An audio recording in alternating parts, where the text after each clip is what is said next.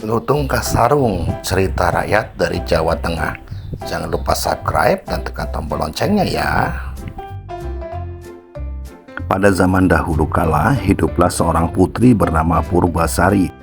Dia merupakan anak bungsu dari Prabu Tapa Agung yang merupakan raja kerajaan Pasir Batang. Purbasari memiliki 6 orang kakak perempuan, yaitu Purbararang, Purbadewata, Purba Endah, Purba Kencana, Purba Manik, dan Purbalui. Purbasari sangat baik sifat dan kelakuannya. Dia lembut, manis budi, dan suka menolong. Siapapun juga yang membutuhkan pertolongan dengan senang hati dibantunya. Selain hatinya yang elok, Purbasari juga memiliki paras yang cantik dan rupawan. Setiap orang yang melihatnya pasti jatuh hati pada pandangan pertama. Sayangnya, kecantikan dan kebaikan hati Purbasari tidak menurun dari kakak sulungnya, Purbararang, yang berperangai sangat buruk. Walaupun cantik, Purbararang sangat kasar, sombong, kejam, dan iri hati terhadap siapapun juga. Setelah bertahta dalam waktu yang cukup lama, Prabu Tapa Agung berniat turun tahta. Telah dipikirkan matang-matang bahwa untuk melanjutkan kepemimpinannya, dia akan menunjuk Purbasari. Sang Prabu telah mengamati selama puluhan tahun bahwa Purbasari adalah sosok yang paling pantas menggantikannya, bukan Purbararang, walaupun Purbararang adalah anak sulungnya. Pemikiran dari sang Prabu yang bijaksana ini terutama karena sifat dan perilaku anak sulungnya yang buruk.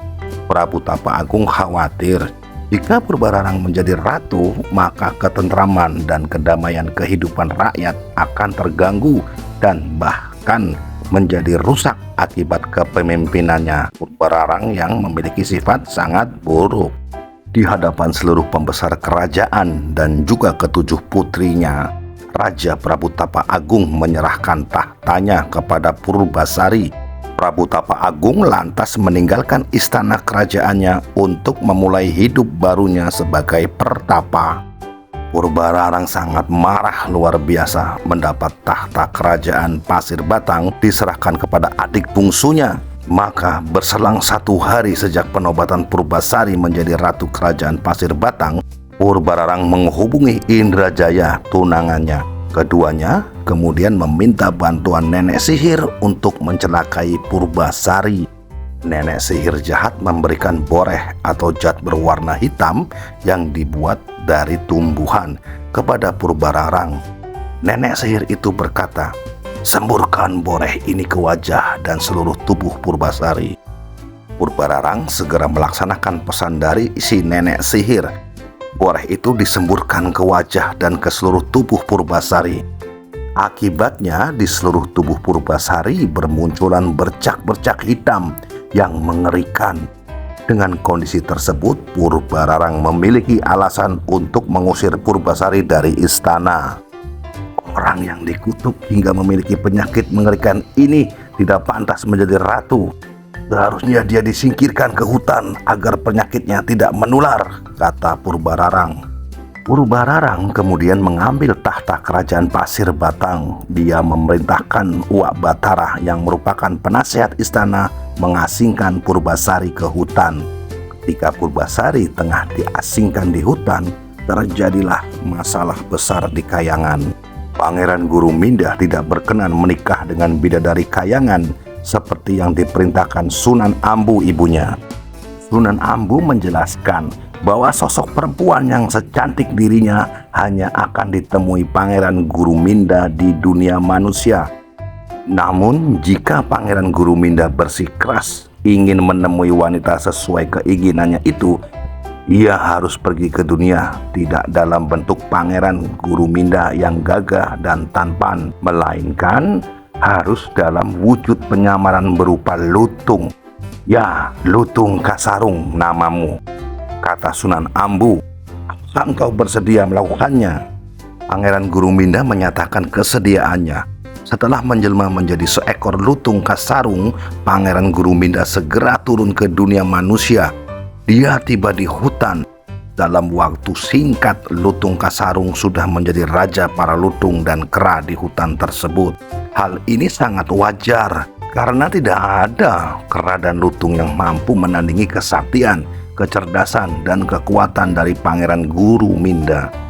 Lutung Kasarung mengetahui keburukan dan kekejaman dari Purbararang yang bertakhta sebagai ratu di kerajaan Pasir Batang.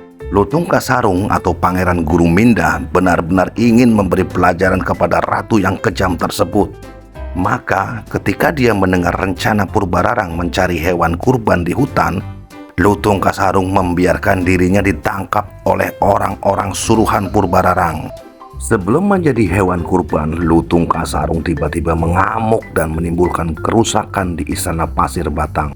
Para prajurit kerajaan Pasir Batang yang berniat menangkapnya dibuat tidak berdaya. Kalang kabut semua yang berniat meringkusnya. Lutung Kasarung sepertinya menunjukkan permusuhan dengan semua prajurit kerajaan Pasir Batang. Melihat kondisi prajuritnya yang terus terdesak, Purbararang meminta Uak Barata untuk menjinakkan Lutung Kasarung. Anehnya, saat Uak Batara maju ke medan laga, Lutung Kasarung seperti tidak berniat menyakiti Uak Batara. Bahkan saat Uak Batara menangkapnya, Lutung Kasarung tidak melawan. Purbararang segera meminta Uak Batara membuang Lutung Kasarung ke hutan, di mana Purbasari disingkirkan. Dia menghendaki Purbasari tewas di mangsa Lutung Kasarung yang dianggapnya sebagai hewan buas. Uak Batara lengser membawa Lutung Kasarung ke hutan di mana Purbasari diasingkan. Uak Batara lengser yakin bahwa Lutung Kasarung bukanlah hewan biasa.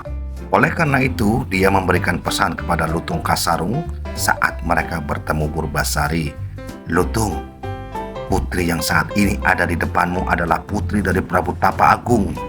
Dia adalah putri yang baik hati dan seharusnya menjadi ratu kerajaan Pasir Batang. Hanya karena kekuatan jahatlah dia diasingkan dan tersingkir ke hutan ini. Oleh karena itu, hendaklah engkau menjaga junjungan kami ini. Lutung Kasarung menganggukkan kepala tanda mengerti. Maka sejak saat itu, Lutung Kasarung menjadi penjaga sekaligus menjadi sahabat dekat Purbasari. Dengan hadirnya Lutung Kasarung di sisinya, membuat kesedihan Purbasari perlahan sirna.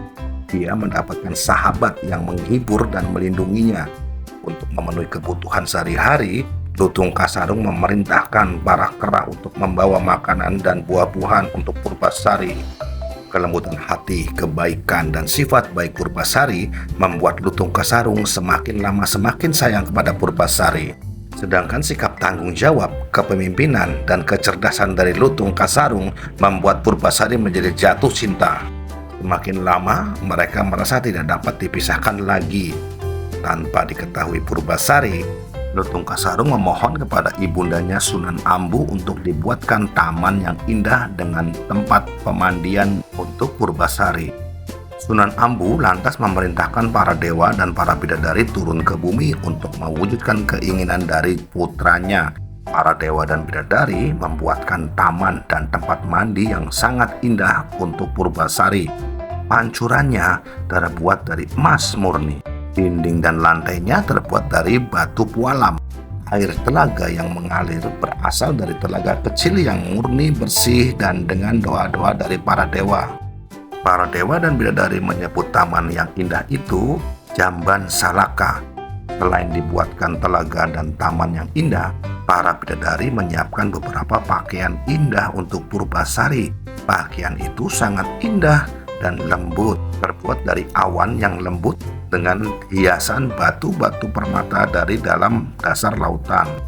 Tidak ada pakaian di dunia ini yang mampu menandingi keindahan pakaian Purbasari. Pada saat melihat telaga dengan pancuran yang indah, Purbasari segera berniat mandi untuk membersihkan diri. Pada saat itulah boreh kutukan yang menempel di wajah dan tubuhnya perlahan sirna. Kecantikannya telah kembali. Lutung Kasarung yang melihat hal tersebut menjadi terperangah, tidak menyangka orang yang selama ini disayangi ternyata wanita yang cantik mempesona. Bahkan kecantikan Purbasari dapat mengalahkan kecantikan dari Sunan Ambu. Lutung Kasarung dan Purbasari sangat senang dengan keadaan ini. Walaupun Purbasari telah kembali ke wujud yang cantik rupawan, Kasih sayang Purbasari terhadap Lutung Kasarung tidak berkurang, malah bisa dikatakan semakin bertambah. Kabar mengenai kembalinya kecantikan Purbasari didengar Purbararang. Purbararang tidak percaya dengan berita ini karena ia tahu bahwa boreh yang disemburkan kepada Purbasari mengandung kutukan yang sangat jahat dan kuat. Purbararang lantas mengajak tunangannya untuk melihat kebenaran berita tersebut. Betapa kagetnya dia melihat Purbasari telah kembali ke sosoknya yang cantik rupawan. Purbasari terlihat semakin mempesona dengan balutan pakaian dari para bidadari. Purbararang khawatir telah kembalinya kecantikan adiknya Purbasari akan mengancam tahta yang saat ini dikuasainya. Dia pun memutar otak mencari cara untuk kembali menyingkirkan adiknya tersebut. Bahkan kali ini dia berniat menyingkirkan Purbasari untuk selama-lamanya. Purbararang lantas menantang Purbasari untuk beradu panjang rambut. Katanya, jika rambutku lebih panjang dibandingkan rambut Purbasari, maka leher Purbasari harus dipenggal algojo kerajaan. Purbararang menelan kekecewaan yang besar setelah terbukti rambutnya yang sebetis kalah panjang dengan rambut Purbasari yang sepanjang tumit. Purbararang sangat malu mendapati kekalahannya. Untuk menutupi kekalahannya, Purbararang mengemukakan tantangan baru untuk Purbasari. Tidak tanggung-tanggung, tantangan ini diucapkan di depan seluruh masyarakat kerajaan Pasir Batang. Dengan suara lantang agar didengar warga masyarakat, Purbararang berkata, "Jika wajah tunanganmu lebih tampan dibandingkan wajah tunanganku, tahta Pasir Batang akan kuserahkan kepadamu. Namun, jika sebaliknya, maka engkau hendaklah merelakan lehermu dipenggal algojo kerajaan."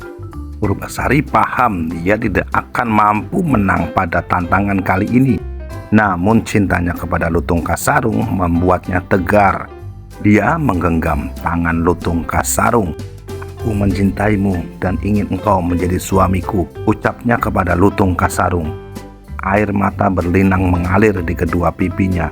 Lutung Kasarung membalas menggenggam tangan Purbasari, kemudian mengusap air mata di pipi putri cantik jelita itu.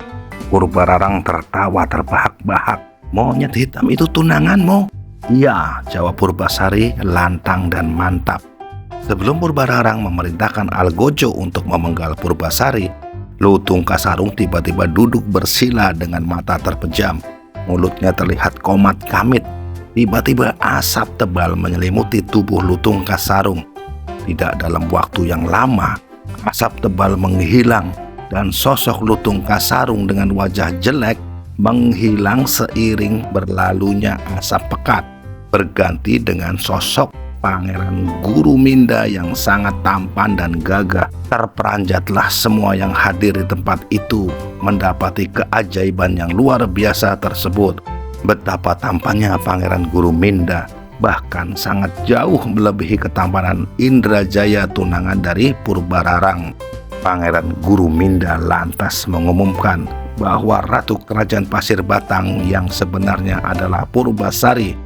Purbararang telah mengalami kekalahan dari tantangan yang dibuatnya sendiri. Dalam kondisi seperti itu, Purbararang tidak dapat menyangkal dan mau tidak mau mengakui kekalahannya. Tidak ada lagi yang dapat diperbuatnya selain menyerahkan tahta kerajaan Pasir Batang kepada adiknya Purbasari. Dia pun memohon ampun atas kejahatan yang telah dilakukannya bersama Indrajaya tunangannya. Dengan kebaikan hatinya, Purbasari memaafkan kesalahan kakak sulungnya itu. Sejak saat itu, Purbasari kembali bertahta sebagai ratu. Segenap rakyat sangat bergembira menyambut ratu mereka yang baru dan sekaligus terlepas dari belenggu pemerintahan Purbararang yang jahat. Mereka semakin berbahagia mengetahui bahwa ratu mereka Purbasari menikah dengan Pangeran Guruminda yang tampan dan gagah. Purbasari dan Pangeran Guruminda pun hidup bahagia.